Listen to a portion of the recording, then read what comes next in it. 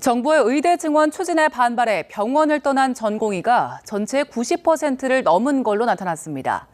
중앙질환안전대책본부는 전국 수련병원 100곳에서 인턴을 제외한 레지던트 1에서 4년차 전공의 9,900여 명 가운데 8,900여 명이 근무지를 이탈한 걸로 확인했다고 밝혔습니다. 이들에 대한 현장 점검 결과 업무 개시 명령 위반이 확인되면 곧바로 면허 정지를 위한 행정처분 사전 통지서를 발송할 예정입니다. 중대본은 어제 기준으로 7,854명에 대한 미복귀 증거를 확보했다며 이들에 대해 오늘부터 차례대로 행정처분 절차에 들어간다고 밝혔습니다. 또 주동 세력을 중심으로 경찰에 고발할 계획이라며 고발 대상과 시기 등은 내부 검토를 거쳐 확정할 방침이라고 덧붙였습니다.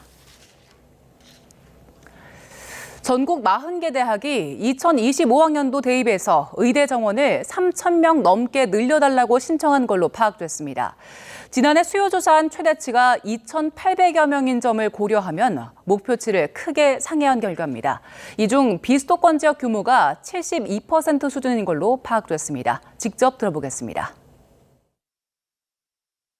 2월 22일부터 3월 4일까지 2025학년도 의과대학 정원 신청을 받은 결과 총 40개 대학에서 3,401명의 증원을 신청하였습니다. 서울 소재 8개 대학 365명, 경기, 인천 소재 대학 5개 대학 565명으로 수도권 13개 대학은 총 930명의 증원을 신청하였습니다. 그 외 비수도권 27개 대학은 2,471명의 증원을 신청하였습니다. 이는 작년 11월 조사한 증원 최대 규모를 상회하는 수치입니다. 특히 비수도권 대학의 증원 신청 비율이 72%로 지역 의료 및 필수 의료 강화에 대한 지역의 강력한 희망을 표시한 것으로 풀이됩니다. 강원대학교 의과대학 교수들은 정부의 일방적인 의대 증원에 반대한다며 삭발식을 벌였는데요.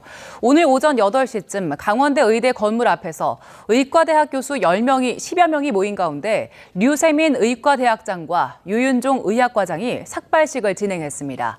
교수들은 대학이 자신들의 의견과 반대로 일방적인 140명 증원 계획을 제출해 학생들이 학교에 돌아올 통로를 막았다고 주장했습니다.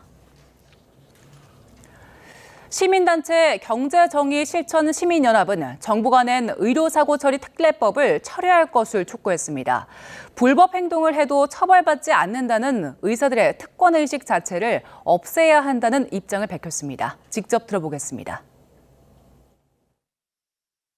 의료계는 수십 년 전부터 2000년 의학분업 때, 2014년 원격 의료 때, 2020년 문재인 정부 의료 정원 확대와 공공의대 설립 등을 집단 저지하여 모두 승리해 왔습니다.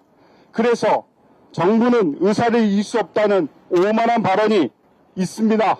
무능한 정부는 스스로 자초한 것이 아닐지도 모릅니다. 이제는 이런 악순환의 고리를 우리는 끊어야 합니다. 한 가지 아쉬운 것은 정부는 의료 달래기 끝판왕 의료사고 처리 특례법을 즉각 중단하고 철회하여야 합니다.